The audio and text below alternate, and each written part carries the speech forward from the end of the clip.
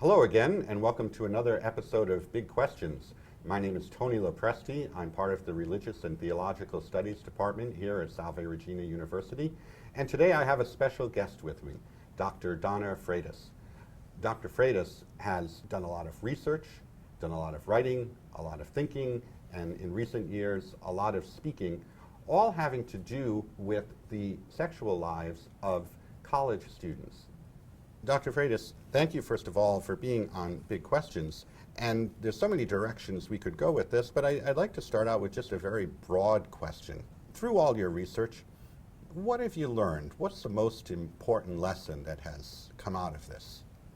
Well, I think that one of the things that was really clear from the get-go when I started sitting down and talking to young men and young women about sex and faith and their views about those two things and how they go together or don't, was just there's so much that students hide from each other. So there's so much interest in spirituality, for example. There's so much interest in romance. There's so much interest in dating. There's so much interest in love and in meaningful sex.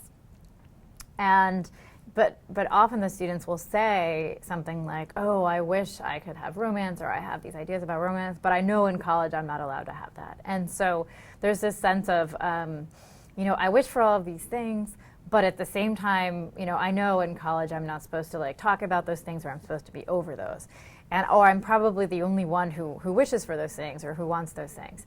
And so you have so many students who are saying that very thing. They think they're the only person on campus who cares about spirituality, who cares about romance, who wants to date, but yet everyone else is saying those things behind closed doors too. So there's so much misperception about their peers, I think. So you have large numbers of people who are yearning for a different way of life, who are looking for connection, who are looking for more fulfillment. They feel like they're the only ones who feel that way, but yet there's many of them all around them. It sounds like they're not talking to each other. Well, yes, I mean, communication is really the big issue. So you have all the people who feel the same thing, but they feel very isolated in it, and then they're obviously not talking to each other about it. And there's a lot of nervousness, I think, in talking about these issues. So students are because they believe they're the only person who feels a certain way, they also feel like if I'm open about this, everyone else is going to think I'm weird, so I'll just pretend like I don't think these things. And so then they don't admit these things. And what I've definitely found is that students, when they get comfortable enough with their peers, like for example in a class, and they do finally admit, hey, actually I want this thing, they will often find out, there'll be this ripple effect, and one by one they'll find out that everyone around them actually feels the same way, but they thought they were all by themselves. And so I think sometimes it just takes that little nod to something, or that little admission, and suddenly you can change a whole conversation. Did you see any noticeable difference at Catholic universities, either in terms of what students were reporting or what institutionally they were doing to try to support students in a healthy sexual lifestyle? Well, no. So I want to qualify that, though. So one of the things that became clear pretty quickly was that both in terms of attitudes about faith and also about sex, students at Catholic schools were pretty indistinguishable from students at private, secular, and public schools. And so when it came to sex especially, they had sort of learned to just keep quiet about it in a Catholic context, that this was not welcome here. This was not something that we do or that we talk about in a Catholic context. So they really had learned to separate the two. What I would say, though, especially having visited so many different schools around the country, lots of Catholic schools, is that I think the desire among faculty and people who work in student affairs, administration at Catholic colleges is there to open up the conversation. Sort of integrate that conversation about the whole person, include sex in that conversation. I think there's a huge desire to do that because people who work at Catholic campuses know that that's a big piece of who we are, and that students especially want to think about it. I think it's a complicated issue politically when you're at a Catholic school, and so people struggle to navigate the politics of the conversation. And I think somehow we often don't know how to talk about sex in a Catholic context. But the interesting thing is I think that Catholic schools are some of the best places for us to engage in a really great conversation about what's going on with hookup culture, because there is this ethic of wanting to educate the whole person and including spirituality and faith and in the mix, and our emotions and social justice, and there are so many different things that we're thinking about in a Catholic context that we're already open to talking about. And I think what we need to do is figure out, how do we put the resources that we have on campus because of this Catholic context to use in reflecting on this topic. So it's all there, we just need to open up to the subject. So and you see some of the political dynamics in there as kind of getting in the way of doing that. I think that sometimes it can be challenging. People worry about, well, what if I get fired if I do a program about sex and faith? Or, I mean, I will hear that, conversation. Or, even sometimes I feel like my role on campus is to come to campus and give people permission to to talk about this, or say that this is an issue we need to talk to our students about. But sometimes it just depends on, where schools are, what they're like, who on campus is saying yes to this conversation. If it comes from the very top, which it sometimes does, sometimes the person who wants to start the conversation at a Catholic college is the president of the Catholic college, and that's a wonderful yes for everybody on that campus. But sometimes it's hard because the people who want to start the conversation aren't quite that high. Have you found any initiatives out there that you think have been particularly successful or at least promising? Are programs out there to try to educate or at least start this conversation? Oh, I think sometimes we make it harder than it needs to be. So, for example, often campus ministers at a Catholic college will wonder that they'll want to have a conversation with their students about sex and hooking up or dating, but they won't, they worry so much about the religion piece. They don't know how to have the conversation. They don't know how to do the program. And they often think, oh, well, if I'm going to have this program, I'm going to have to answer to the Vatican, in terms of make sure I get in the, all the different, the different things, the teachings that we're supposed to talk about in the Catholic tradition. And so there's this real nervousness around, I think, sometimes having a program. And I do feel like, well, all you need to do is just put up a sign and say, come talk to us about dating, and then have a conversation. It doesn't have to be answering all the big questions. So I feel like sometimes it's just as simple as just saying, hey, I'm willing to have this conversation with you. Why don't you come talk to me? And that's that's how you start. And we don't need to make it so hard. Yeah, I mean, it seems to me from my teaching and my experience with students that there's a big gulf between what the official pronouncements of the church are about sex, which everyone is clear what those are, but where students are starting out. And they're a long way away from the kind of abstinence to save yourself for marriage. That's just not the reality that most of them are living, as you found out loud and clear.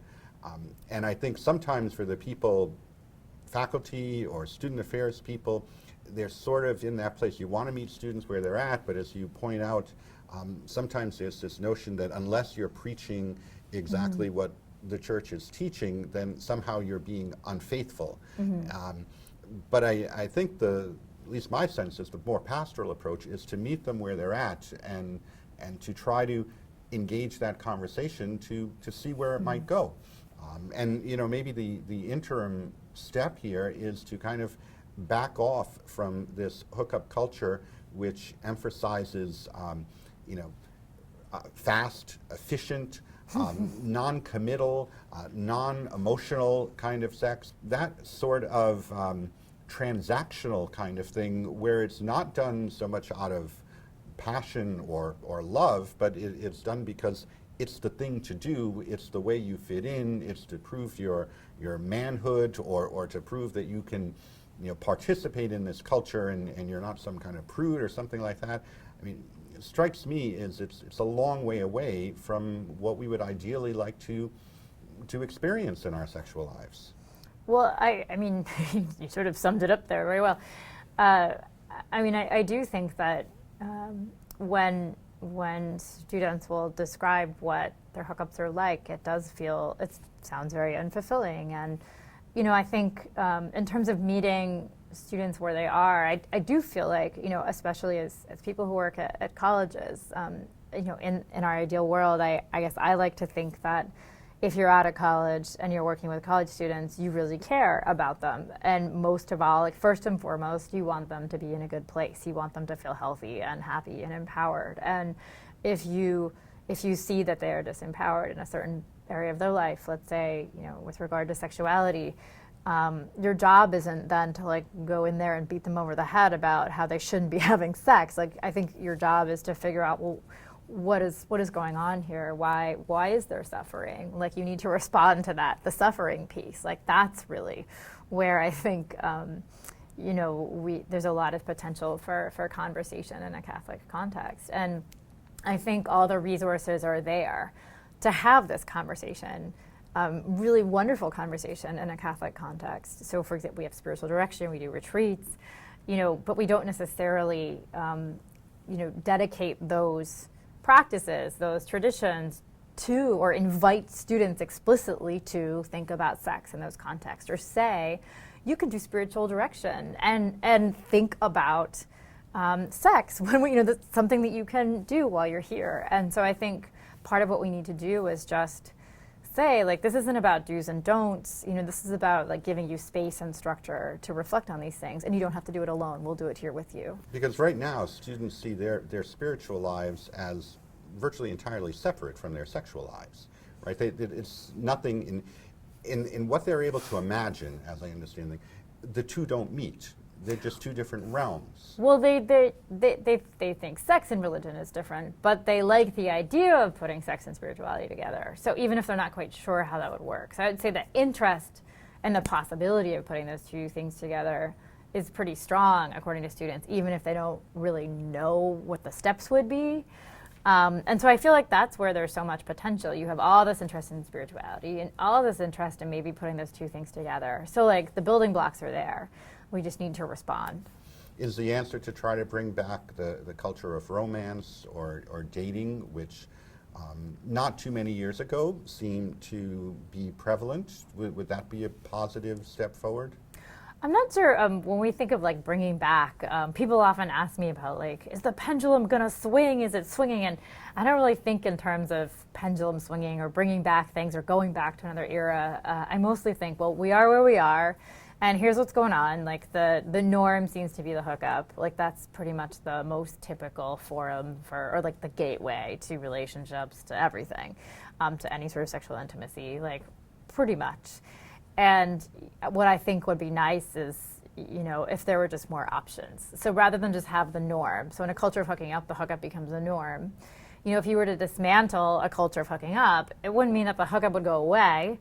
It might mean that it was one among many different options of things you might do, like romance, dating, like all kinds of different, you know, possibilities. And I think that's really the question, is like, how can we open up the possibilities so that there isn't just the norm that everybody goes to, but there's many different ways of expressing interest and attraction and sexual intimacy and love, for example. So there's room for diversity, because what's interesting about a culture of hooking up is, you know, it's incredibly narrow. You know, it has a very narrow view of like how things are supposed to go.